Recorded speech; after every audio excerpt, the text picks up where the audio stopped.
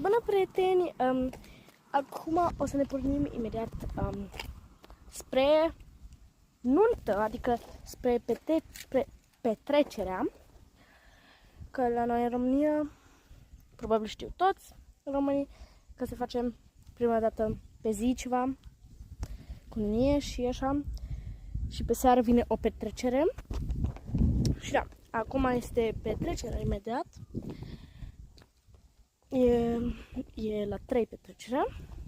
Da. Și arăt, am rochia asta lungă. În spate arată cam așa. Și papuci. Și părul mi-am împlătit așa și mi-am făcut niște chestii în păr. Niște biluțe. Și da, o să mai filmez. Și am geante. Și da, o să mai filmez și la nuntă ceva. Da. Pa!